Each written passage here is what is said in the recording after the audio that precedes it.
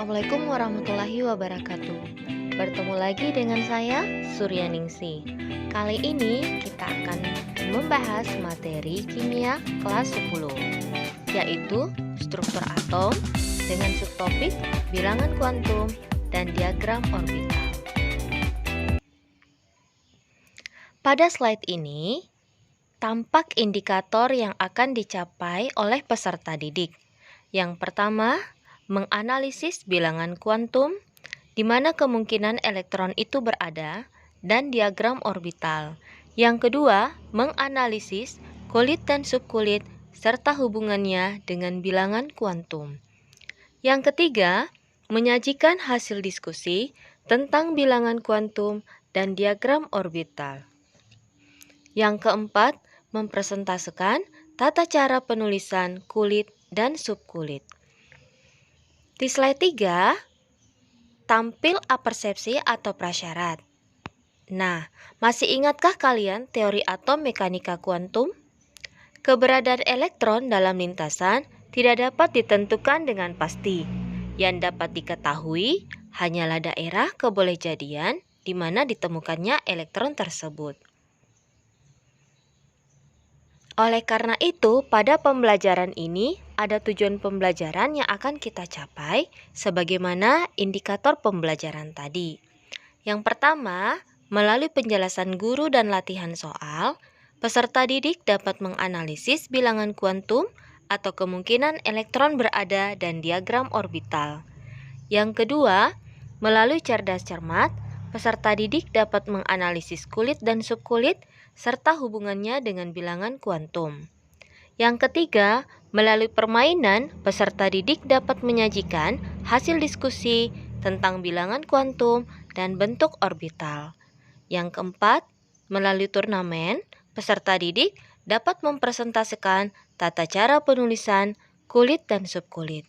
Jadi, pada pembelajaran bilangan kuantum dan bentuk orbital, salah satu metode yang kita bisa lakukan adalah menggunakan teknik cerdas cermat dengan model TGT atau menggunakan model turnamen. Nah, sebagai motivasi, ukuran atom sangat kecil, namun tetap memiliki keteraturan dalam sistem periodik. Hal ini disebabkan oleh Sang Pencipta. Untuk itu, sebagai makhluk ciptaannya, kita harus mensyukuri, memelihara, melestarikan, dan mencari info lebih lanjut tentang fenomena keteraturan dalam unsur di alam semesta ini. Baik, ini adalah tampilan materi. Silakan kalian memperhatikan model atom berikut. Ada model atom A, model atom B, model atom C, model atom D, dan model atom E. Semua model atom ini kita telah bahas pada pertemuan sebelumnya.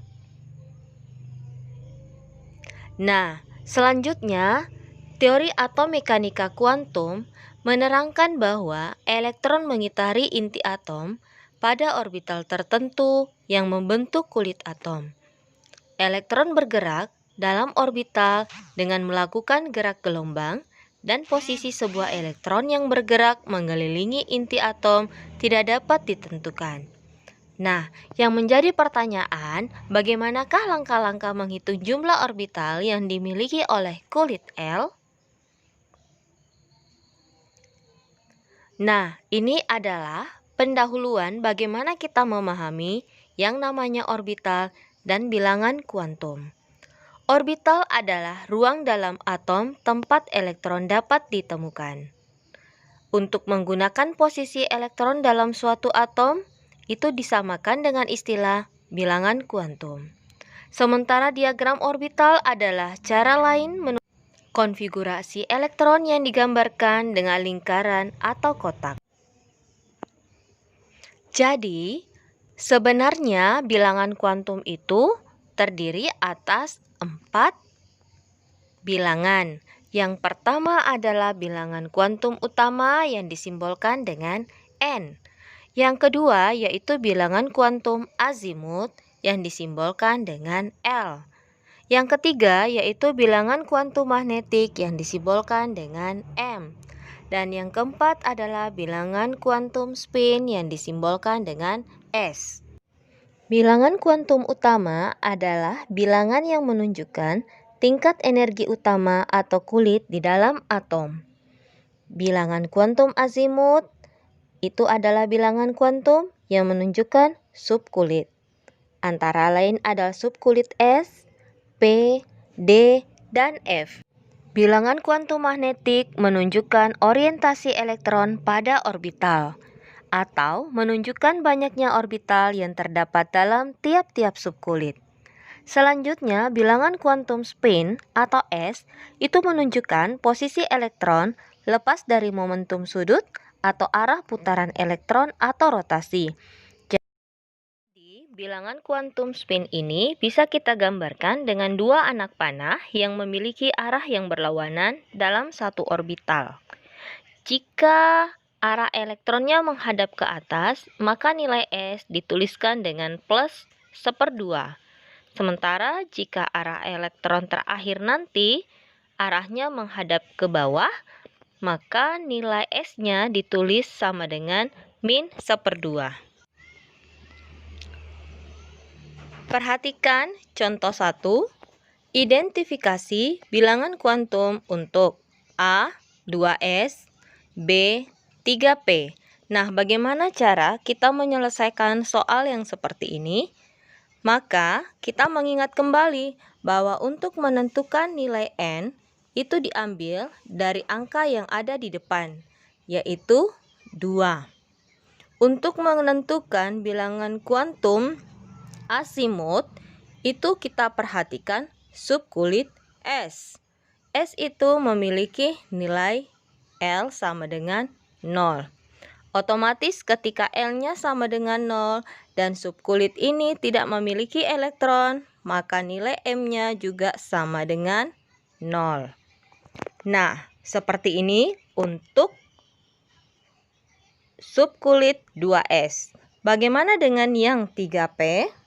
Kita perhatikan. Nilai N-nya kita bisa lihat dari angka yang tertulis di depan, yaitu 3. Untuk nilai L, yaitu subkulit azimutnya, bilangan kuantum azimut, itu kita lihat dari subkulit P. Untuk P, maka nilai L-nya sama dengan 1. Maka nilai M-nya yaitu dari min 1 sampai dengan positif 1. Seperti itu. Mengapa tidak ada nilai M-nya misalnya sama dengan 0, sama dengan 1, atau sama dengan negatif 1? Karena kedua contoh pada contoh 1 ini itu subkulitnya tidak terdapat jumlah elektron. Sehingga bilangan kuantum yang kita bisa tentukan hanyalah ada 3, yaitu bilangan kuantum N, L, dan M. Baik, kita lanjut ke contoh yang kedua. Pada contoh yang kedua, kita perhatikan ada soal identifikasi bilangan kuantum untuk A sama dengan subkulit 3D7, B 5F3. Perhatikan bahwa perbedaan contoh 1 dan contoh 2, di contoh 1 tadi tidak ada jumlah elektron, sementara di contoh 2 sudah terdapat elektron yang tertulis di atas subkulit ini. Oke, untuk 3D7 maka caranya sama dengan sebelumnya yang di contoh 1, bahwa N-nya itu sama dengan 3, diambil dari angka yang di depan. Untuk nilai L-nya kita perhatikan subkulit D. Subkulit D itu maka nilai L-nya sama dengan 2. Kemudian untuk nilai M-nya itu sama dengan min 2 sampai dengan plus 2. Ini adalah kebolehjadian kita menemukan elektron itu dari minus 2 sampai dengan 2. Nah, kalau dituliskan dengan orbital, maka jumlah orbital untuk M itu ada, kita lihat, jumlah kotaknya ada 5. Ini dimulai dari min 2, min 1, 0, 1, dan plus 2. Kemudian, bagaimana cara menuliskan jumlah elektronnya ke dalam kotak? Nah, caranya perhatikan bahwa nilai setiap kotak ini kita isi dengan elektron yang masing-masing menghadap ke atas dulu. Diisi satu-satu.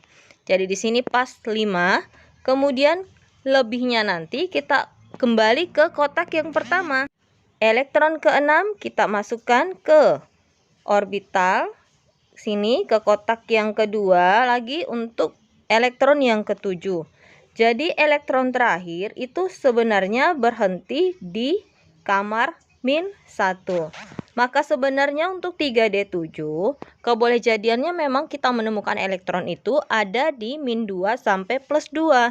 Tetapi lebih tepat elektron itu adanya di -1. Karena elektron ke-7 berhenti pada kotak yang bernomor -1.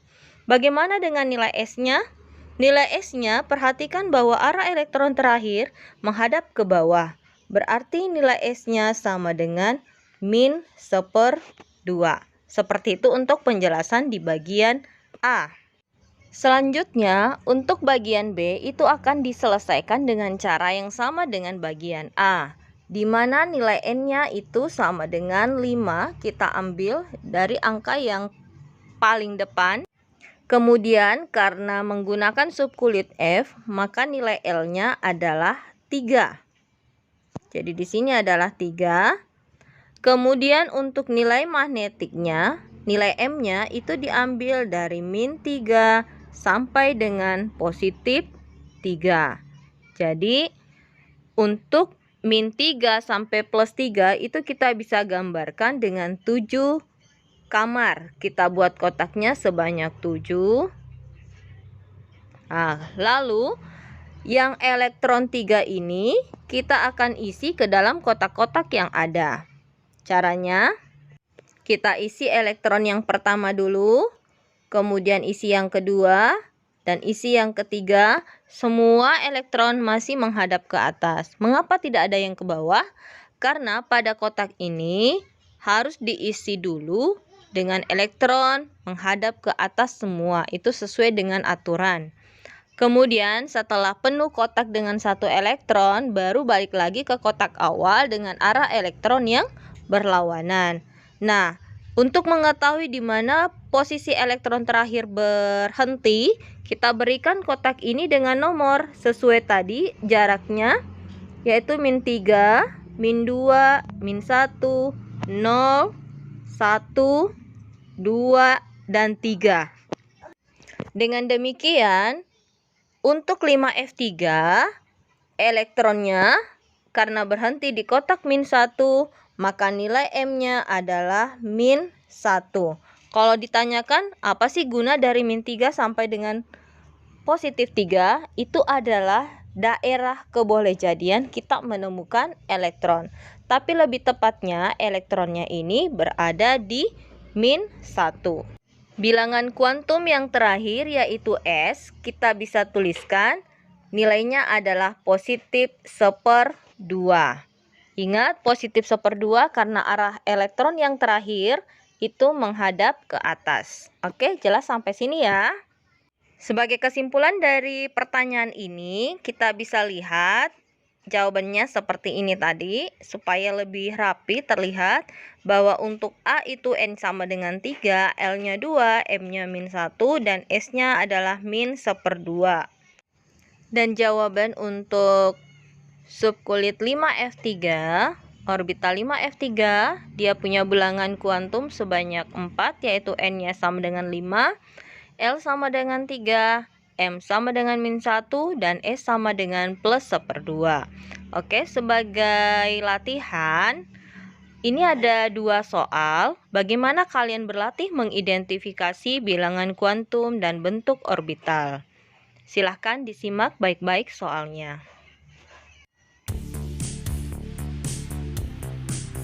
Selanjutnya, slide 13 ini ada latihan kedua. Kalian bisa belajar bagaimana melengkapi tabel dengan nilai N, L, subkulit, dan menyebutkan atau menuliskan nama orbitalnya. Dan yang terakhir, kalian bisa berlatih mengenai dua soal lagi, yaitu bagaimana menganalisis nama orbital untuk bilangan kuantum n sama dengan 2, L sama dengan 1, M sama dengan plus 1, dan S sama dengan plus 1/2. Selanjutnya di nomor 2, kalian juga bisa berlatih bagaimana menentukan subkulit yang terdapat dalam kulit utama, yaitu N sama dengan 4. Dan di tes akhir pertemuan, ada soal seperti ini. Suatu elektron mempunyai bilangan kuantum utama N sama dengan 3. Berapakah orbital yang dimiliki oleh kulit tersebut? Semua soal yang ada pada slide ini akan kita bahas pada video selanjutnya. Nah, sebagai kesimpulan, yaitu bilangan kuantum adalah bilangan yang menunjukkan posisi elektron dalam suatu atom. Jenis bilangan kuantum ada bilangan kuantum utama, bilangan kuantum azimut, bilangan kuantum magnetik, dan bilangan kuantum spin. Sementara orbital adalah kamar-kamar elektron dan digambarkan dalam bentuk kotak.